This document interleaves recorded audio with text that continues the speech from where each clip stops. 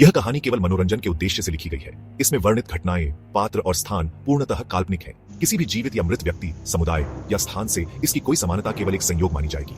यह कहानी किसी भी प्रकार के अंधविश्वास, अपराध या अनैतिक गतिविधियों को बढ़ावा देने के लिए नहीं है। दर्शकों से अनुरोध है कि इसे केवल एक कल्पनात्मक कथा के रूप में ही देखें। एक बूढ़ी औरत ने अपनी परेशानी तांत्रिक शक्ति सिंह को बताई, जिसका समाधान करने के लिए वह अमावस की रात का इंतजार कर रहा था। आज वो समय भी आ गया। काली अंधेरी रात में काला लिबास पहने शक्ति सिंह मरघट की तरफ बराश रहा था। ऐसा लग रहा था मानो जैसे कोई प्रेत तीव्र गति से आगे बराच रहा हो। शमशान में एक जलती चिता को देखकर वहीं आसन लगाकर बैठ गया। अपने गुरु का सुमिरन कर मंत्रोच्चार करने लगा। ज्यों-ज्यों रात बीत रही थी, मरघट का वातावरण और भयावह हो रहा था। अचानक जलती चिता से उठ रहे धुएं से एक आकृति प्रकट हुआ। साथ ही जोरदार आवाज सुनाई पड़ी। तूने मुझे क्यों बुलाया है? शक्ति सिंह ने पहले से रखे मदिरा को उसकी तरफ बढ़ा दिया। मदिरा पान करते ही उसने शक्ति सिंह से कहा, मांग क्या चाहिए तुझे? शक्ति सिंह ने उस बूढ़ी औरत की परेशानी उसे बताई। मैं इसका समाधान कर दूंगा। बदले में क्या तू मुझे मुक्ति दे सकता है? प्रेत के ऐसा कहने पर शक्ति सिंह ने उससे कहा, ठीक है, लेकिन मैं ये जानना चाहता हूं कि तुम कौन हो, प्रेत योनि में कैसे गए और तुम्हारी मुक्ति का उपाय क्या है? प्रेत ने कहना शुरू किया। एक छोटे से गांव में रवि नाम का एक गरीब लड़का रहता था। उसने अपनी जिंदगी के हर पल में संघर्ष देखा था, पर उसके सपने बहुत बड़े थे। उसने अपने गांव को छोड़कर एक नए जीवन और सपनों की तलाश में शहर का सफर तय किया। शहर में जीवन आसान नहीं था। रवि को कई मुसीबत और संघर्ष का सामना करना पड़ा। काम की तलाश में भटकने के बाद अंत में उसने एक नौकरी पाई और अपने लिए एक छोटा सा फ्लैट भी ले लिया। यह फ्लैट उसे सस्ते में मिल रहा था, क्योंकि इसके बारे में अफवाह थी कि यह भूतिया है। पर रवि ने इन अफवाहों पर ध्यान नहीं दिया और उसे यह एक अच्छी डील लगी। उसके जीवन में थोड़ी सी स्थिरता आई और उसका मन फिर से गांव की ओर मुड़ गया। अपने गांव लौटने पर रवि का स्वागत उसके परिवार और दोस्तों ने बहुत खुशी से किया। उसका जीवन तब और भी रंगीन हो गया जब उसकी मुलाकात एक सुंदर लड़की सीमा से हुई और दोनों ने जल्दी ही विवाह कर लिया। शादी के बाद रवि और सीमा वापस शहर लौट आए और वहां अपनी जिंदगी बसाने लगे। अगले 2 साल रवि और सीमा के लिए बहुत खुशियों भरे रहे। दोनों ने अपना घर संभाला और अपना जीवन आनंद से जीते रहे। इसी दौरान रवि की सोसाइटी में राज नाम का एक लड़का था, जो पहले से ही वहां रहता था।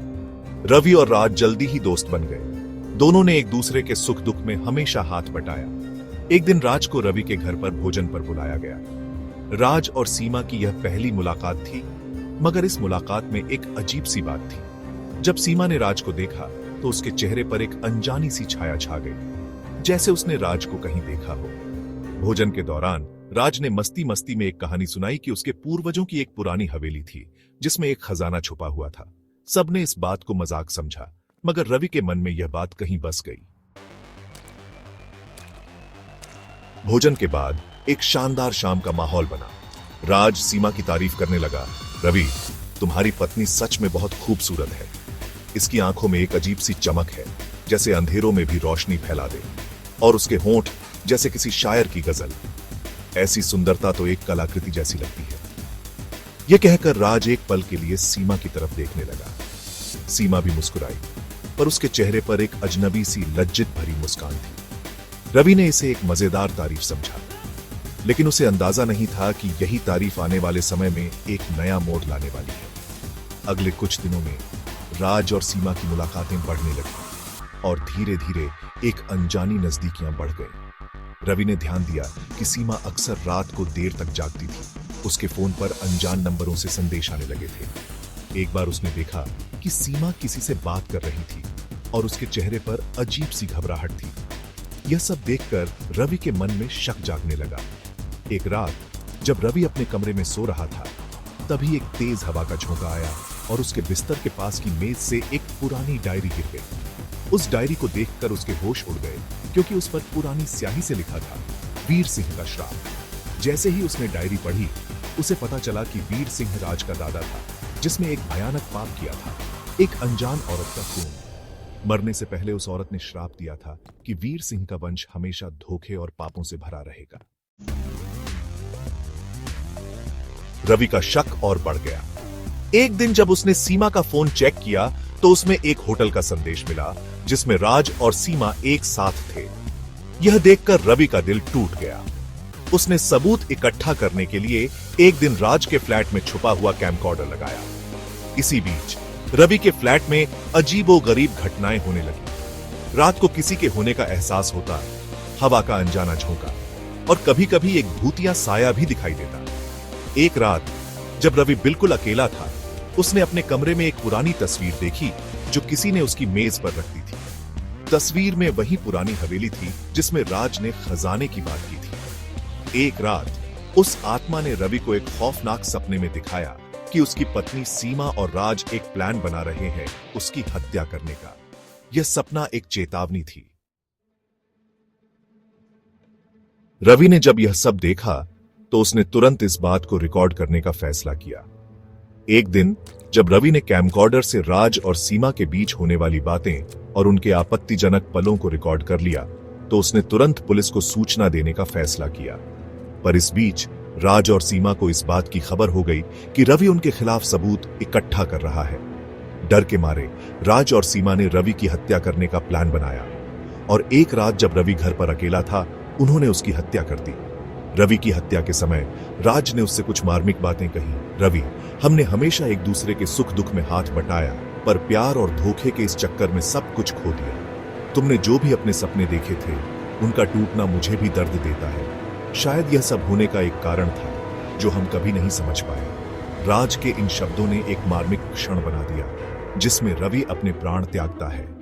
मगर रवि ने अपनी मौत से पहले एक आखिरी चाल चल दी थी। उसने अपने कैमरे को लाइव स्ट्रीम मोड पर रखा था और सब कुछ पुलिस के सर्वर पर रिकॉर्ड हो रहा था। जब रवि की गायब होने की रिपोर्ट मिली तो पुलिस ने तुरंत उस कैमरे की फुटेज को देखा और राज और सीमा को पकड़ लिया। कोर्ट में जब सीमा के धोखे और राज के अपराध की कहानी सामने आई तो सभी चौंक गए। राज और सीमा को उनके अपराधों के लिए सजा मिली। इतना कहने के साथ ही वो प्रेत शांत हो गया। शक्ति सिंह ने कहा, क्या तुम वही रवि तो नहीं हो? हाँ, तूने सही समझा। मैंने जो पैसे अपनी मेहनत से कमाए थे उसे मेरी मां तक पहुंचा दो, तभी मैं इस योनि से मुक्त हो जाऊंगा। जिस बूढ़ी औरत की परेशानी लेकर तू मेरे पास आया है वो और कोई नहीं, मेरी मां है। यह कहते हुए उस आकृति ने हवा में हाथ लहराया। शक्ति सिंह ने देखा कि उसके हाथ में एक थैला आ गया। प्रेत ने थैला शक्ति सिंह को देते हुए कहा, उम्मीद है कि तू मुझे धोखा नहीं देगा। शक्ति सिंह ने उसी समय उसे वचन दिया और देखते ही देखते वो आकृति शक्ति सिंह की आंखों से ओझल हो गई। अगले दिन शक्ति सिंह ने थैला उस बूढ़ी औरत को देते हुए कहा, ये लो मां, ये तुम्हारी ही अमानत है। उस बूढ़ी औरत से आशीर्वाद प्राप्त कर उसे एक असीम शांति का अनुभव हुआ। अगर आपको वीडियो पसंद आया तो कृपया लाइक, शेयर और सब्सक्राइब करें। आपका समर्थन हमें प्रेरित करता है।